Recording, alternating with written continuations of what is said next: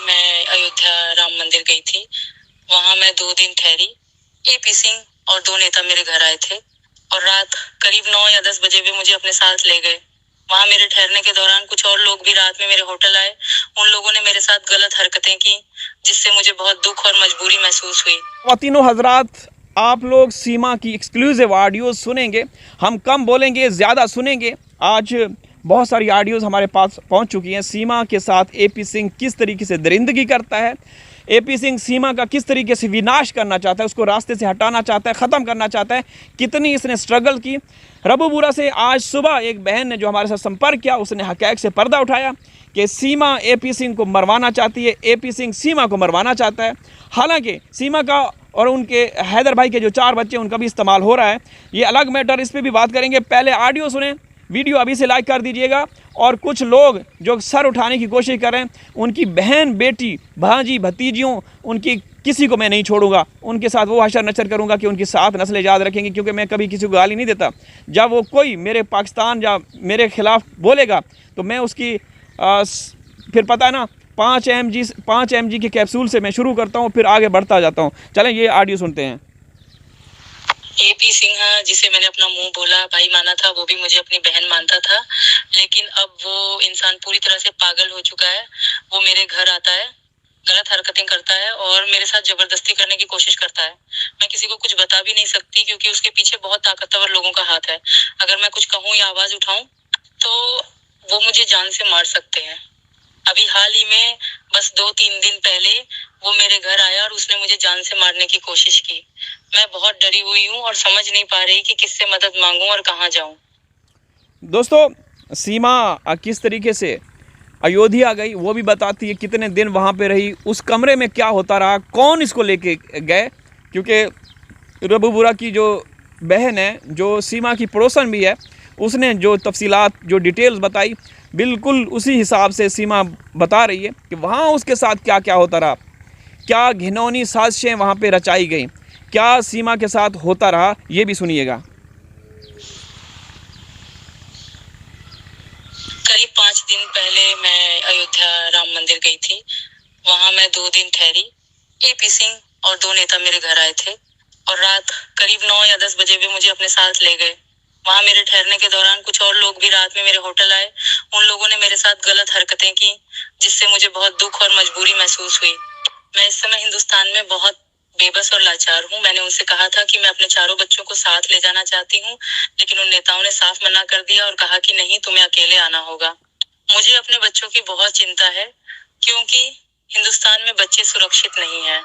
मेरे सभी बच्चे, चारों के चारों, अपने अब्बू गुलाम हैदर को बहुत याद करते हैं। वे उनकी तस्वीर को सीने से लगाकर हर वक्त रोते रहते हैं। बच्चे भी गुलाम हैदर भाई की तस्वीर को सीने से लगाकर रोते रहते हैं, और हैदर भाई भी उन 4 मासूम बच्चों की, 4 बच्चों की तस्वीरें सीने से लगाकर रोते रहते हैं। ये एक हकीकत है, क्योंकि ईद से पहले और ईद के मौके पे मेरा संपर्क हुआ गुलाम हैदर भाई से।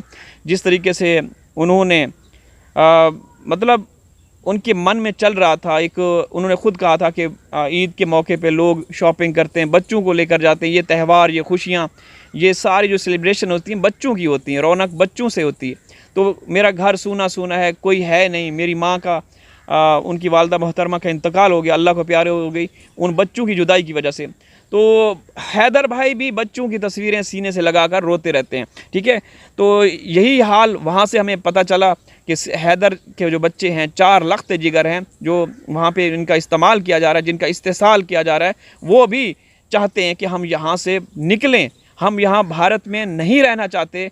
उनका भविष्य भारत में किसी भी सेंस में नहीं हो सकता, ठीक है ना, किसी भी तरह से वहाँ पे नहीं। उनकी ज़िंदगियाँ हर लम्हे ख़तरे में हैं, किसी भी वक्त कोई आके कुछ भी कर सकता है। 2-3 वक़ूए हो चुके हैं। एक गुजरात से एक शख्स आया था जो सीमा के अंदर घुस के सीमा की जान लेने की कोशिश की थी। अब क्या पता वहाँ अगर बच्चे होते तो बच्चों के साथ पता नहीं क्या होता। इसके बाद एक रबूपुरा का मकामी शख्स सीमा के घर में घुसकर सीमा का गला दबाने की कोशिश की। तो ये जो भी अपडेट्स हैं आती रहती हैं, तो बच्चे हर वक्त ख़तरे में हैं। आगे सुनते हैं। मैं अयोध्या राम मंदिर गई थी। वहां मैं 2 दिन ठहरी।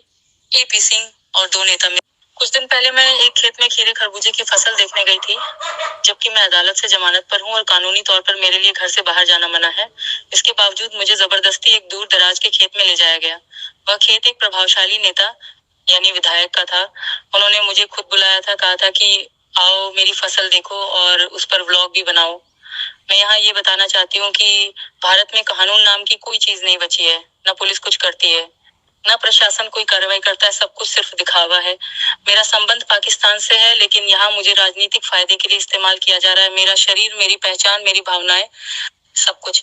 मैं मुख्यमंत्री योगी आदित्यनाथ से भी मिल चुकी हूँ, जिनसे मिलना आम लोगों के लिए लगभग नामुमकिन होता है, और उन्होंने मुझे 20 लाख रुपए का चेक भी दिया था। मैंने वो फसल देखी, व्लॉग बनाया और लोगों को दिखाया। उसके बाद भारत के लोगों ने आपत्ति जताई कि ये औरत तो नजरबंद है, फिर ये खेत में कैसे गई।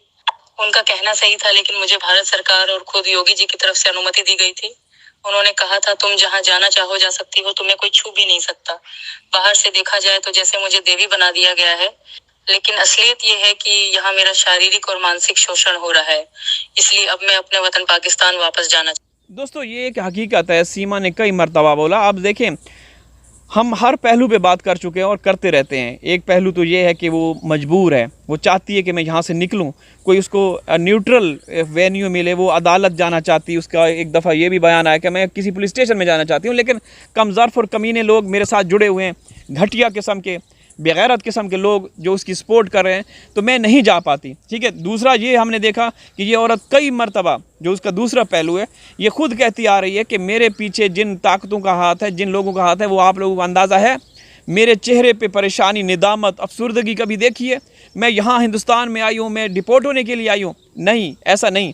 तो एक और क्लिप है, ये आप लोगों ने सुना है या नहीं, देखें, जिसमें वो राम मंदिर गई थी, तो ये भी सुन लीजिए।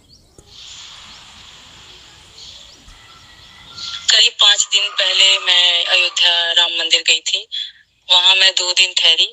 एपी सिंह और 2 नेता मेरे घर आए थे और रात करीब 9 या 10 बजे भी मुझे अपने साथ ले गए। वहां मेरे ठहरने के दौरान कुछ और लोग भी रात में मेरे होटल आए।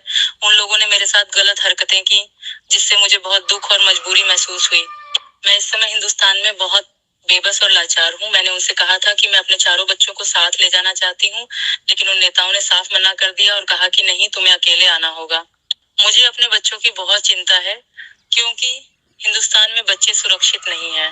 मेरे सभी बच्चे, चारों के चारों, अपने अब्बू गुलाम हैदर को। ये तो हाँ, मैंने पहले सुना दिया था, गलती से दोबारा सुना दिया। चलें, ठीक है। अच्छा, इसके बाद एक और ऑडियो है, मैं यहाँ पे ये बताता चलूँ दोस्तों। देखें, कुछ आखिरी ऑडियो सुनाने से पहले कुछ लोग अब ज़्यादा आगे बढ़ने की कोशिश कर रहे हैं। मैं कभी किसी का नाम नहीं लेता, मैं कभी किसी को ट्रोल नहीं करता। मेरे तक पैगामात मेरी बहनें भाई पहुंचाते रहते हैं। एक औरत एक मरतबा फिर वो सारी हदें क्रॉस कर रही है, तो मैं पहले 5 mg का कैप्सूल दिया था, याद है ना? अब मैं उसकी डोज थोड़ी सी बढ़ाऊंगा, 10 तक दूंगा, 10 तक, और इसमें पूरे ख़ानदान को शामिल करूंगा। उनके कारनामे, करतूत दिखाऊंगा कि सीमा सबसे पहले किसके घर में रुकी थी। ठीक है। इसके अलावा 2-3 ख़वातीन हैं और भी हैं जो कि नमक हराम किस्म की हैं, जो हैदर करती थी, उसके बाद हैदर को धोखा दिया। तो जो पाकिस्तान के ख़िलाफ़, जो हैदर के ख़िलाफ़ जब मेरा किसी ने नाम लिया ना, भले वो कोई पाकिस्तानी हो, क्योंकि पाकिस्तान में भी ऐसे चापलूस किस्म के हैं, ऐसे गंदी शक्ल के, गंदी नस्ल के लोग हैं जो कि हाँ, अंदर खाने वहाँ हिंदुस्तान के कुछ यूट्यूबरों के साथ साजिश करके वो करते रहे हैं। हमारे तक, मेरे तक ये खबर पहुँच चुकी है। तो ऐसे लोगों को फिर हम नहीं छोड़ेंगे। हम उनको अपने चैनल की बहुतात है, कोई परवाह नहीं। उन ऐसे कमज़र्फ़, गंदी नस्ल के, गंदी शक्ल के, गंदी अक्ल के लोगों के लिए चैनल अलग से बना के रखे हैं। उनको जो न्यू हैं, जो जिस तरीके से ट्रोल कर रहे हैं, उनको 5 mg, जिनको पहले 5 mg की डोज दे चुके हैं, उनको 10 mg की मैं डोज दूंगा। ठीक है ना? कैप्सूल मेरे पास हैं और 2000 mg तक मैं जाऊंगा। ठीक है। आखिरी ऑडियो सुनिए। एपी सिंह के कारनामे देखो, उसका हाल देखो। उसे न तो खुदा का खौफ है और न ही किसी इंसानियत की शर्म। मैं अल्लाह की कसम खाकर कहती हूँ कि मैं इस आदमी से बेहद डरती हूँ। बाहर से ये बहुत शरीफ और भला इंसान नजर आता है। इंटरव्यू में कहता है कि सीमा मेरी मुंहबोली बहन है, लेकिन जो कुछ ये मेरे साथ करता है उसके लिए मैं खुदा से पनाह मांगती हूँ। इसका रवैया ऐसा है जो शायद शैतान भी न करे। ये शख्स जो कि भारत के सुप्रीम कोर्ट का वकील है, उसे न तो शर्म है और न ही हया। मैं इसकी बेटी की उम्र की हूँ। फिर भी ये मेरे घर आकर मेरे साथ जबरदस्ती करता है। मैं किससे शिकायत करूं? ये एक बार नहीं, कई बार मेरे साथ ये जुल्म कर चुका है। मैं ना पुलिस के पास जा सकती हूँ न अदालत में, क्योंकि जिन रसूखदार लोगों के कहने पर मुझे यहाँ वहाँ जाना पड़ता है, उनके आगे मेरी कोई नहीं सुनता। मैं किससे इंसाफ मांगूं? ईपी सिंह एक दरिंदे जैसा इंसान है, जिसमें न नैतिकता है, न इंसानियत, न कानून का डर। तो दोस्तों ये सीमा की आप लोगों ने ऑडियो सुनी। जो भी चीज़ें हैं, हकीकत है कि हिंदुस्तान में सीमा मामले में कम से कम कानून नाम की कोई चीज़ नहीं।